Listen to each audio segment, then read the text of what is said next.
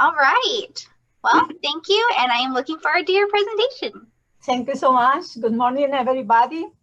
I just want to give some general information. First of all, this presentation, Nutrition, Immunity, and Food Safety during the COVID, is possible with the funding that we received from the U.S. Department of Agriculture through the Supplemental Nutrition Assistance Program. And so I go to, I want to talk a little bit about the picture that I have in this introduction. And it's very important. I would like to emphasize that with this picture, that to build a strong immune system is something that starts very early in life. It starts during the first 1,000 days of life, and it starts during pregnancy. That is when the mother is passing immunity to the fetus through the umbilical cord. And that continues through the first year. And so probably the best gift that the mother can give to her newborn is to breastfeed him or her. And especially if it's possible during the first year, that will be ideal.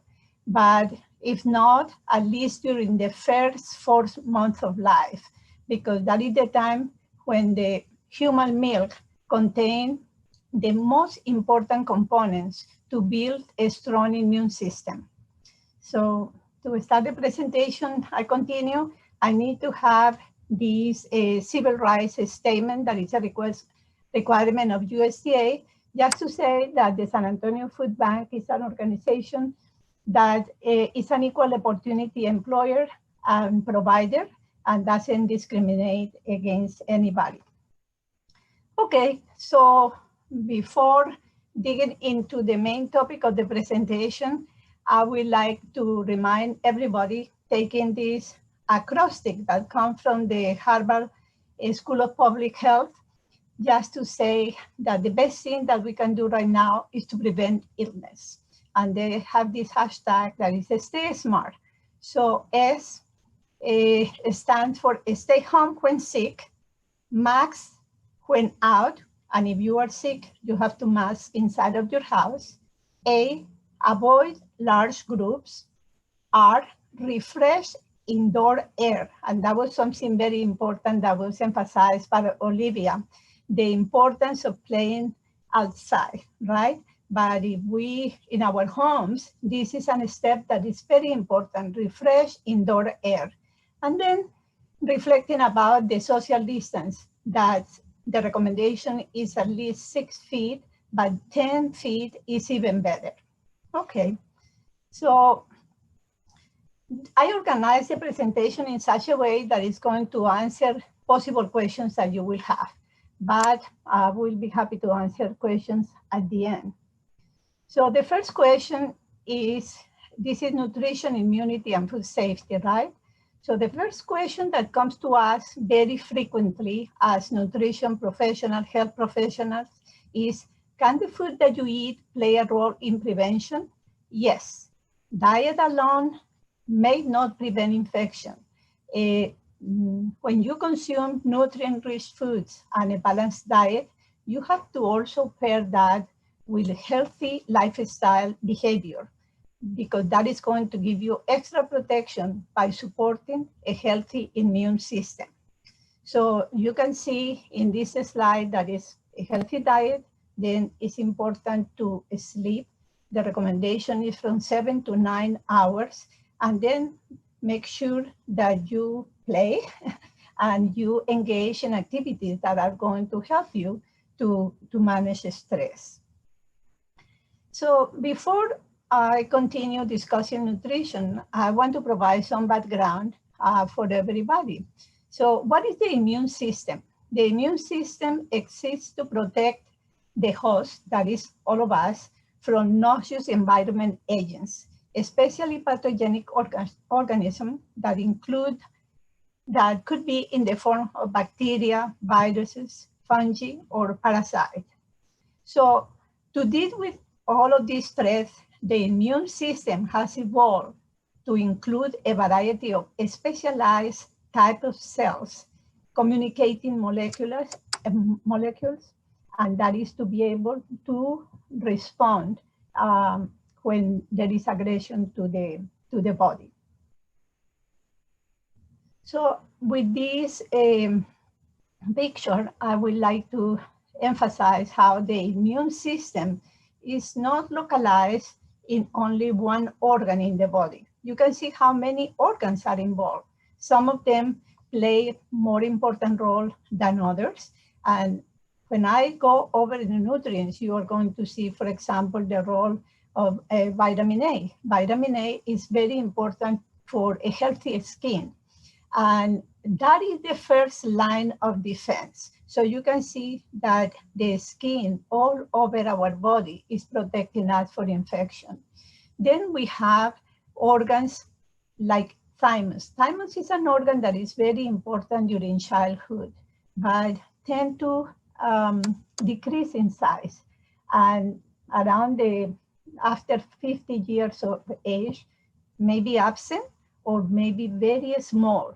And that may be a reason why older adults are more at risk of this type of viruses and bacteria.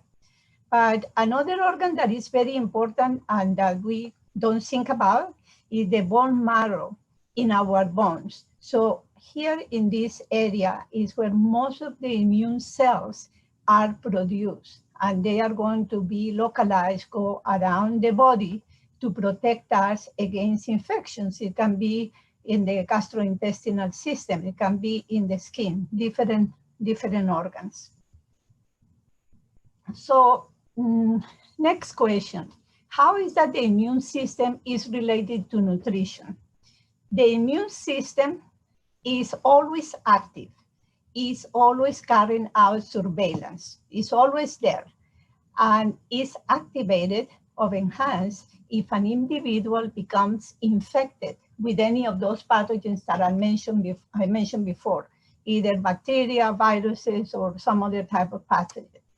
So this heightened activity is accompanied by metabolic functions. There is an increase in the rate of metabolism that is going to require energy sources and essential nutrients to carry out all the immunological functions. So this is very important. If you are not consuming a healthy diet at that moment when your body is hit with one of these viruses or bacteria, then it's going to take longer to try to reach out to those nutrients that are stored in your body. Some of them may be, some others are not stored in your body. So this is why it's so essential to have a good nutrition. So the aim of my presentation is to summarize the role of specific nutrients in supporting the immune system, particularly but not exclusively in regard to antiviral effects. So next question, are there nutrients that support the immune system? Yes, the answer is yes. Many nutrients support the immune system. That includes vitamins, minerals, amino acids that are present in the proteins that we eat, especially animal proteins, meat, poultry, eggs, fish, and fatty acids that are present not only in animal sources, but also in vegetable sources. So all of these nutrients are found in common foods. So it's very easy to have a healthy immune system.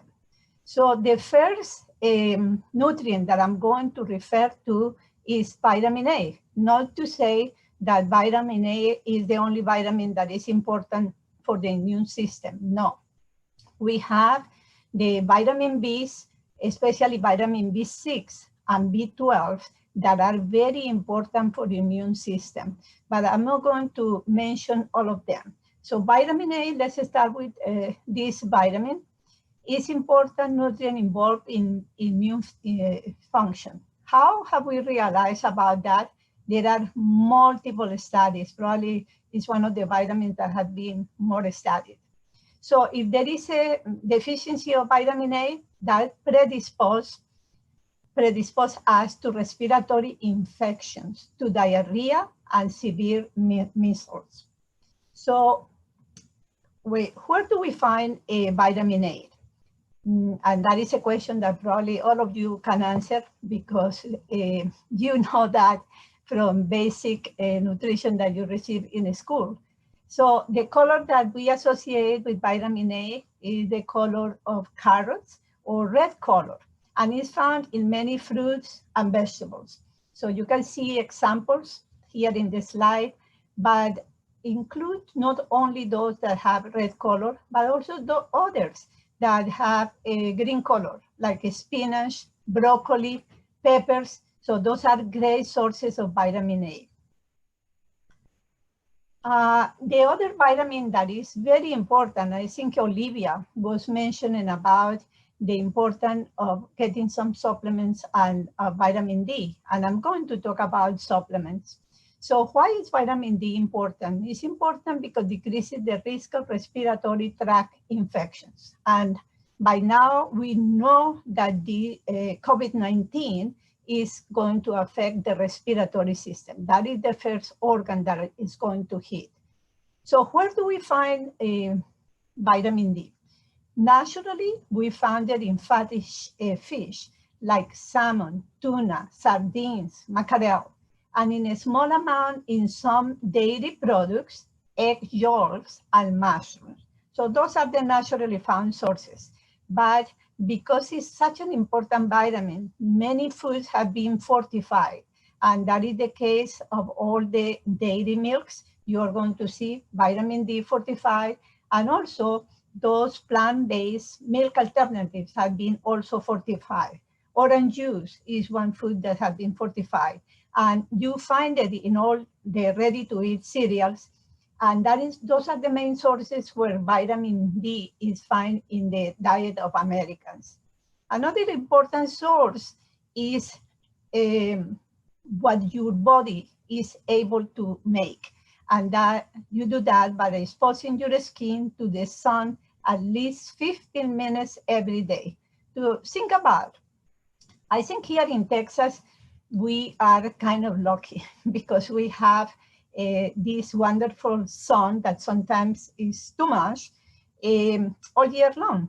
But at the same time, when we approach, and some other states are not that lucky because they don't have the exposure to the sun that we have here in Texas. So it's important during the winter months to make sure that we stay out for at least 15 minutes every day. And as we grow old, our body loses the capacity to make vitamin D, but it still is making some. It's also more difficult for some individuals of Hispanic ethnic origin to make vitamin D, and that is because of the color of our skin. So it's important to keep an eye on those fortified foods. The next vitamin that is very key for the healthy immune system is vitamin C. So vitamin C, probably the most common vitamin. Everybody buys supplements of vitamin C. Yes, I have a cold, I'm going to get vitamin C. So it helps to maintain the immune system by decreasing the duration and severity of upper respiratory tract infections, especially in people under enhanced physical stress. To think about that, this time during COVID, all of us may be having level of stress or physical stress higher than other times. Vitamin C is very rich in foods, and you can see some of the foods here include the citrus, but also some berries, especially strawberry, melons, tomatoes, bell peppers, and broccoli. But we have to make sure that we eat these foods in the freshest form as possible, because vitamin C oxidizes very easily. And if we let's say, squeeze some oranges for orange juice, it's going to evaporate, oxidize very fast. So think about the importance of consuming fresh produce and fresh fruits.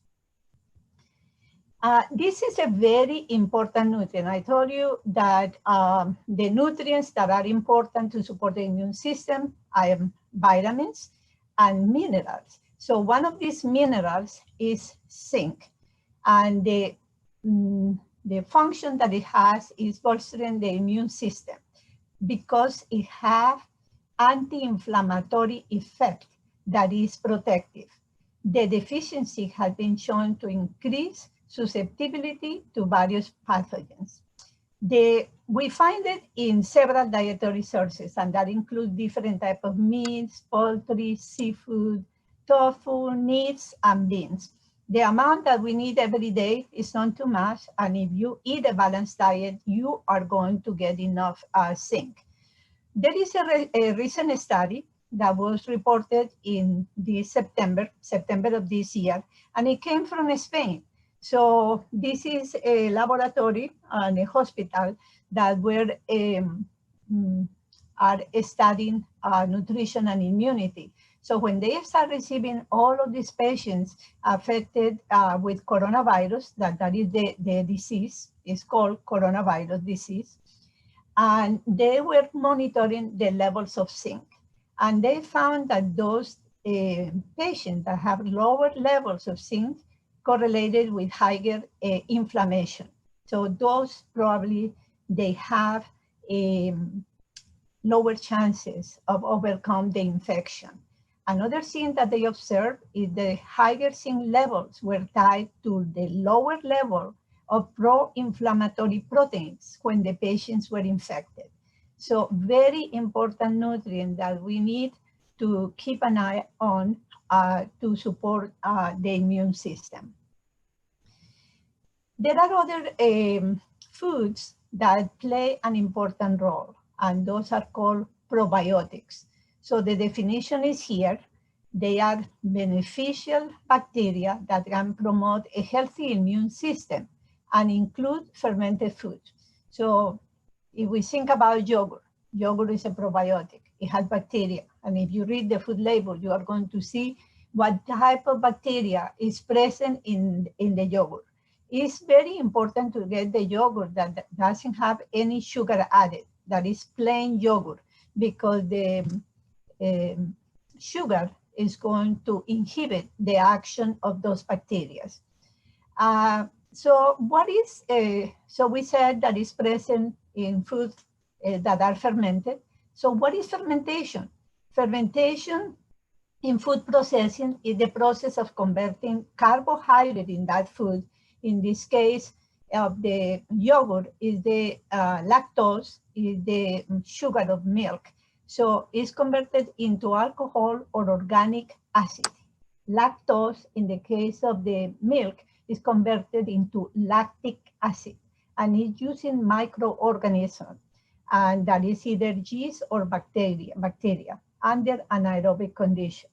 So in the next slide, I'm showing you different types of probiotics that we consume. So here you see the yogurt, you see some fermented vegetables, and probably one that is very common in the Texan diet, Mexican American diet, are the fermented pickles, right?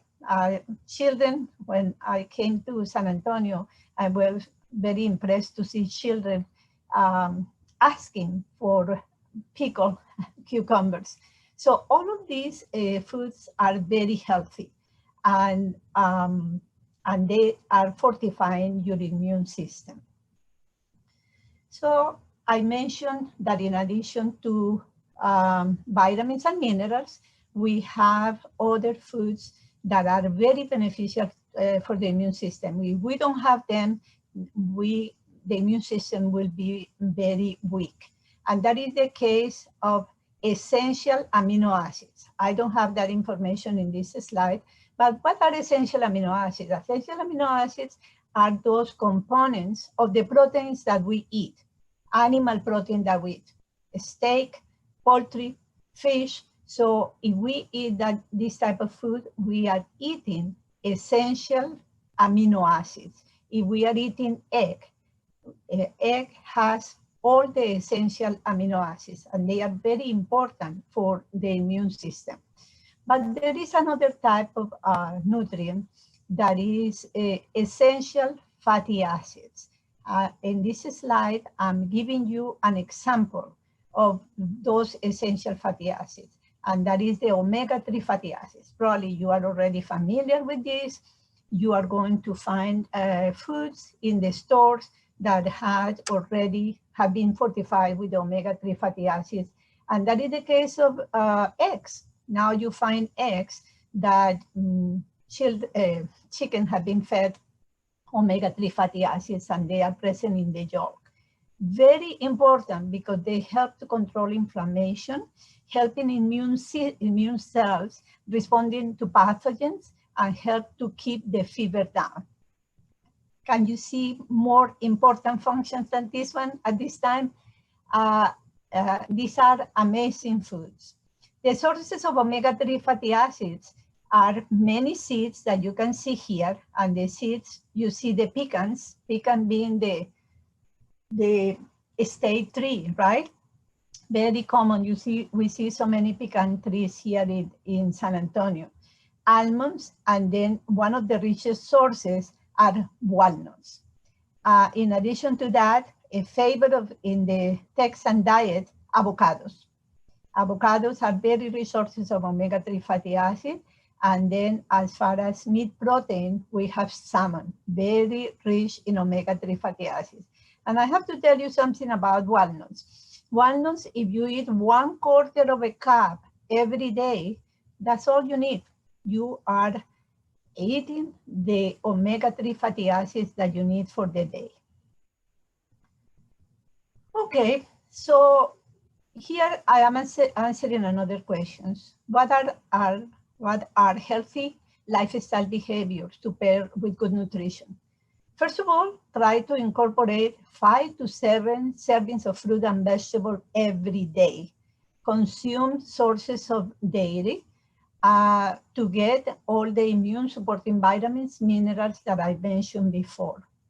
Find healthy and supportive ways to cope with the stress, like Olivia was mentioning, meditation, talking with friends, dancing is a favorite one.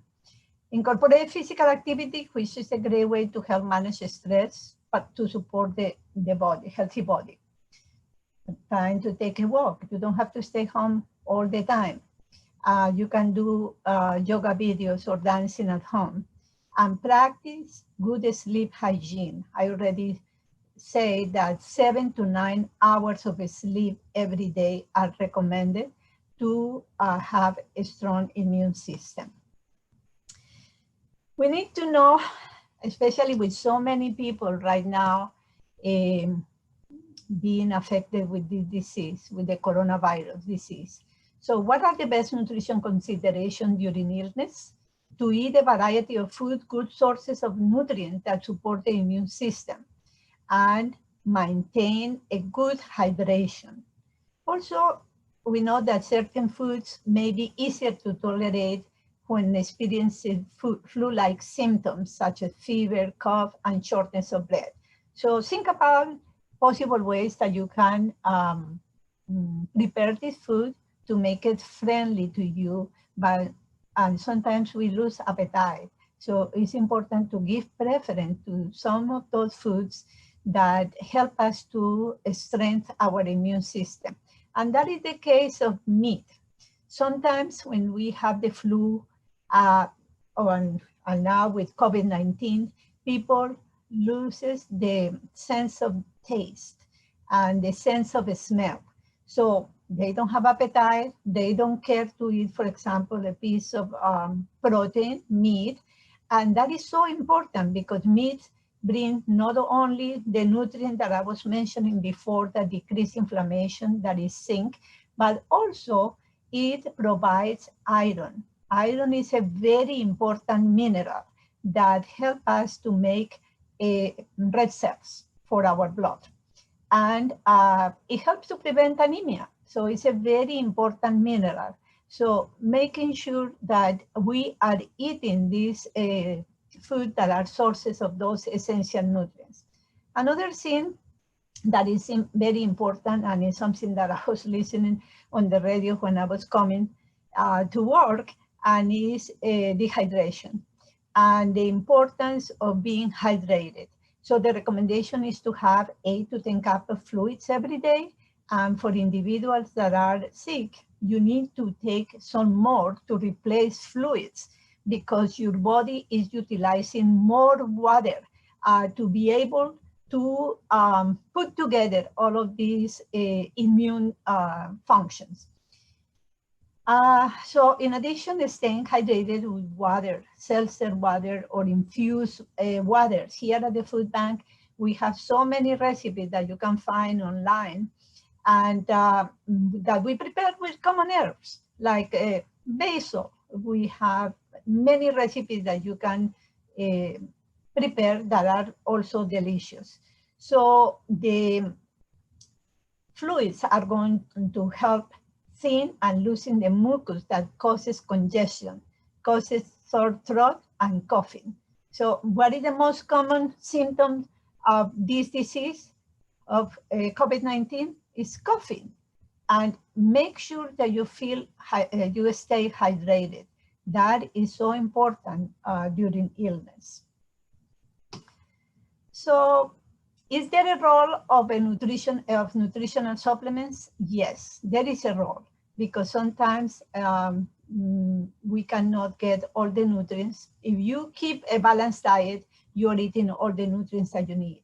But if you feel that maybe you are not eating a balanced diet, the supplements are an alternative. But the most important message here is, please do not use the supplement of nutrients in mega doses. That is a big mistake, because those supplements, let's say if you take a supplement of vitamin C that has, I don't know, 500 milligrams of vitamin C, it's not so good, because it's going to make you use vitamin C, and all vitamins and minerals. They don't work alone.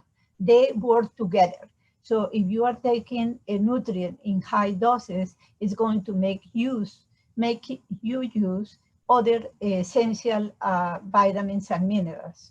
Could be vitamins B, it could be some minerals that are needed for the digestion of that vitamin. So when you go to the pharmacy, try to find a multivitamin, multi-mineral supplement that has only 100% of the recommended dietary allowance. That is the safe way to go about supplements, because you are eating food. So the most important thing is to eat a nutritious food. And then you can supplement with this type of supplement that has only 100% of recommended dietary allowance. These supplements are relatively expensive, so you don't have to buy the sophisticated brand. You can get the generic brand, and that will be okay. So that will be a convenient way to replenish and maintain body storage of micronutrients, especially if you are ill with coronavirus, or also with the common flu around this time of the year. So again, continue talking about the role of nutrition supplements. Do not use nutrients in mega doses. Maintaining adequate levels of vitamin D is particularly important, because I already mentioned the role that it plays with the immune system. Keep in mind that vitamin D is normally produced in our skin when we are exposed to sunlight, and what I was mentioning about the winter month. So make sure that you take those supplements. But at the same time, make sure that the supplement that you take is not 10,000 international units a day. That is not so good. And the reason for that is because vitamin D is a vitamin that is soluble in fat. So as a result of that, it's very easy to accumulate too much in our body. Vitamin C we don't accumulate in our body. It's a vitamin that is flushed in the urine. So in the case of vitamin D, a supplement of about 2,000 international units a day is more than enough. So again, it's very important to avoid using nutrients in mega doses. So now the last part of the presentation is going to be on food safety. And this is information for food retail, restaurant and food pickup and delivery service. And this was released by the USDA.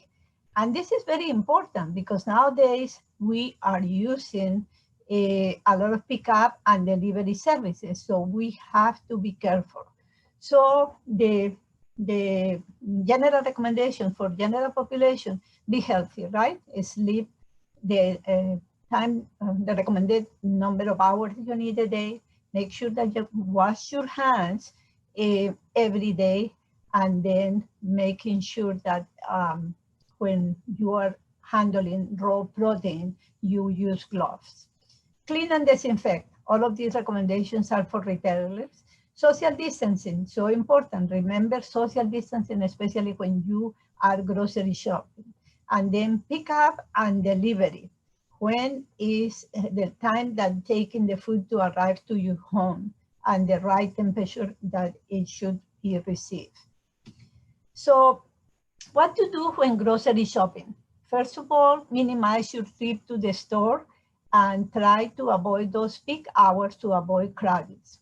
Stay smart. Again, that acrostic to tell you the things that you need to do.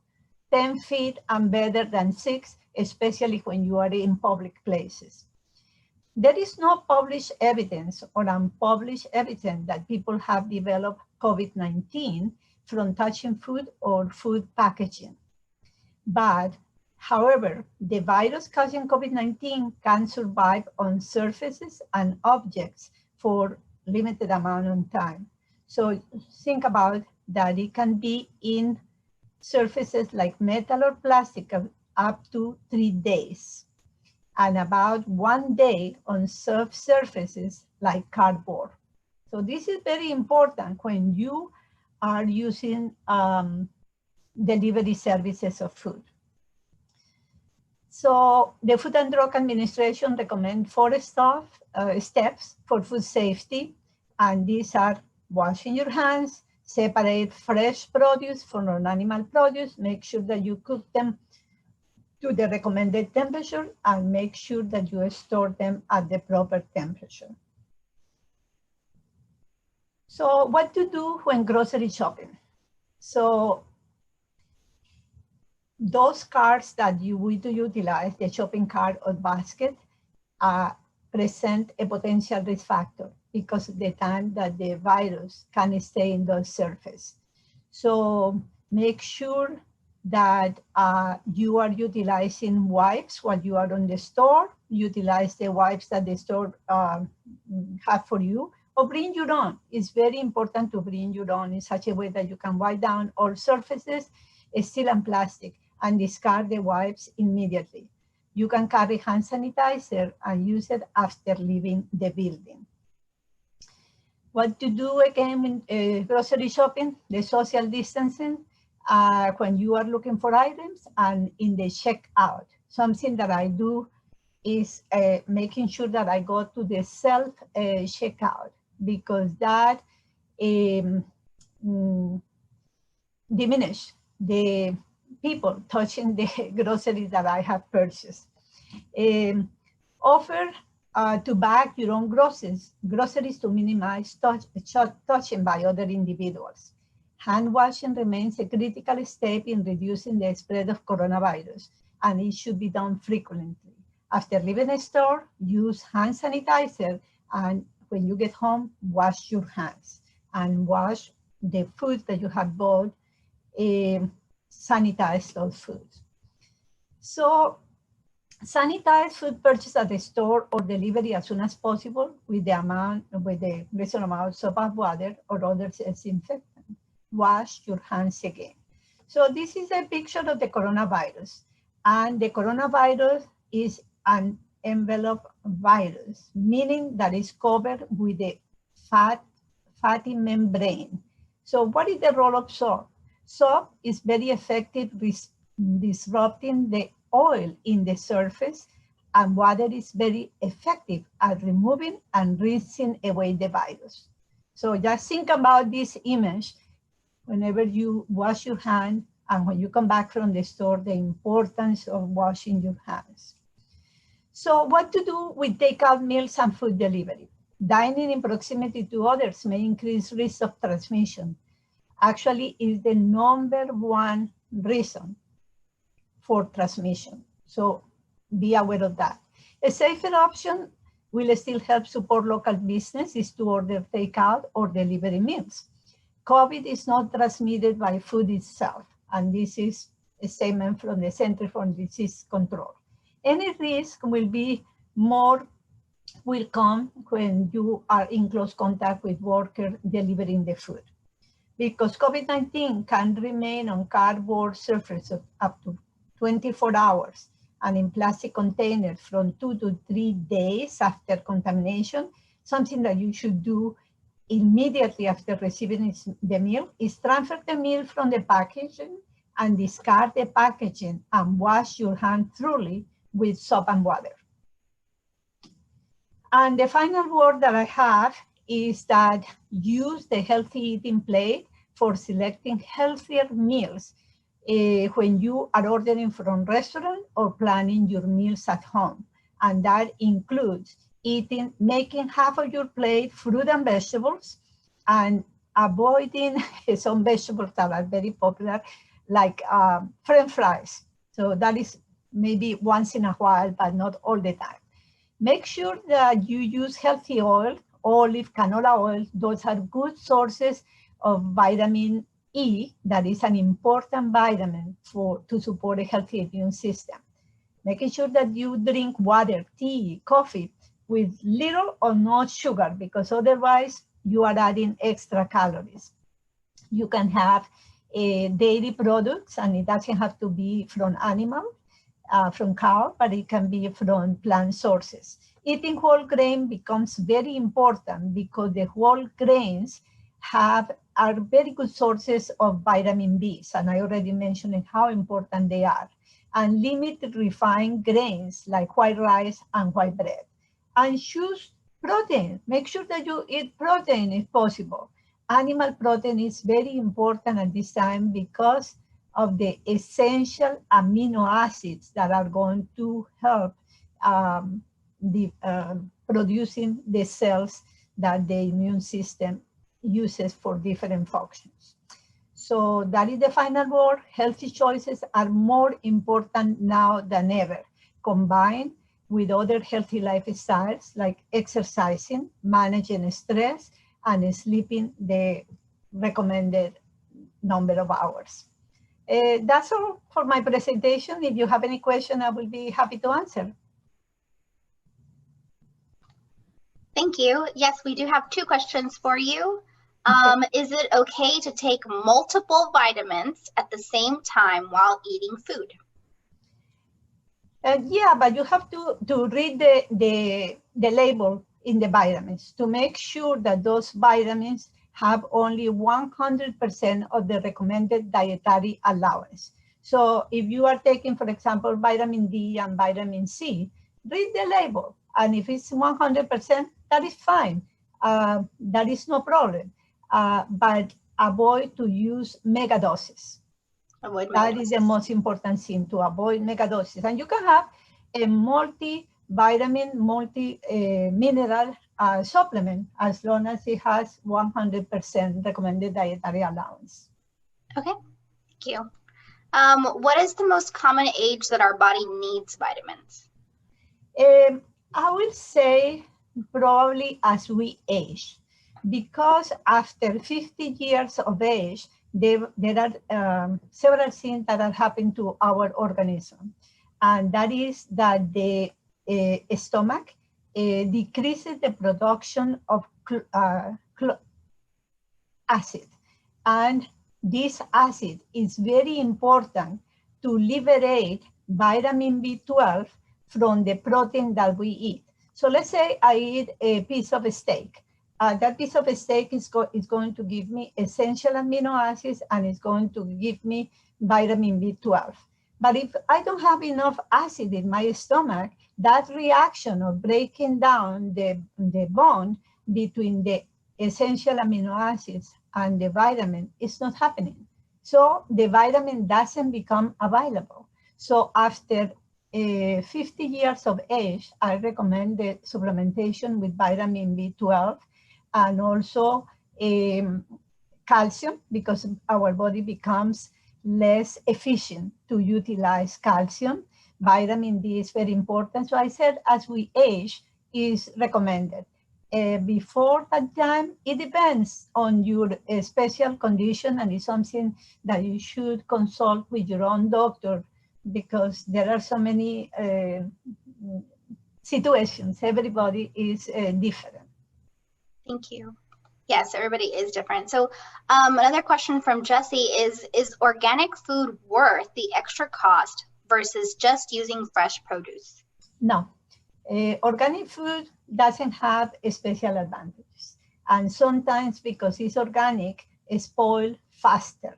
So the most important thing is to keep with the recommendation of making your plate, half of your plate, fruit and vegetables for every meal in such a way that you are eating enough produce. I think the benefits in fruit and vegetables outweigh the need to have organic, and it's more expensive. So no, make sure that you eat the recommended amount. Okay. Is tofu equal to a meat portion? Yes, tofu is made from soybeans and is a plant protein, and it doesn't have all the essential amino acids, but it has, I would say, at least 80% of the essential amino acids. So it's a good source. If you are vegetarian, that will be a great source of protein. Okay. Once you are sick, what's the best way to build your immune system? I will say when you are sick, make sure that you keep a balanced diet, as I was mentioning. Look at a healthy eating plate. So keep it with the recommendations of the healthy eating plate. But the other thing is making sure you can take a supplement. That is a good time to take the supplement of vitamins and minerals, and also stay hydrated. Make sure that you comply with that recommendation of fluids, because the water is doing so much good to your body at that time. Okay. Last question. Does tofu make you gain weight? No. You can, more or less, the serving of fruit and vegetable is a protein, either animal protein or vegetable protein, is the palm of your hand. So if you keep with that recommendation for every meal, you are okay. Actually, tofu has less fat. So it's more beneficial in that sense. It doesn't have the animal fat, and animal fat is a sort of saturated fat and also cholesterol. So tofu in that sense is healthier. Okay. Sounds good. If making fruit and vegetable smoothies, are they healthy when you don't have time to actually eat fruit and veggies? Yeah, I think that is a good way to do it. Many people follow that. The important thing, something that I recommend, is making sure that when you prepare your smoothies, you leave the fiber there. It's not that you prepare the smoothie and then you filter and you get just the juice of the fruit and vegetables. No, you need the fiber. The fiber is like the broom that is sweeping your gastrointestinal system. So the fiber is very important. And the fiber is also a source of probiotics, the bacteria that your body needs. Okay. I'm learning a lot. Okay, last question. If you are unable to take vitamin C because it upsets your stomach, what should you take? You just make sure that you have those sources of vitamin C that we mentioned, that are the citric food. You can have an orange for breakfast. Then you have to make sure that you have some broccoli, tomato, that you eat fresh fruits. The recommendation of fruit is to have about 1 cup of fruits every day. So you can vary the sources. Strawberries are wonderful. So you can have half a cup of a strawberry every day, and that give you all the vitamin C that you need for the day. It's amazing. All right. Well, thank you so much. The questions, that's it for our questions. And thank you for coming out to share this with us. I feel like I learned a lot. I might need to start changing some habits. We'll see what I need to work on. So yeah, thank you so very much for sharing all of this with us. You are welcome. It has been a pleasure to be with all of you. Have a wonderful Thanksgiving.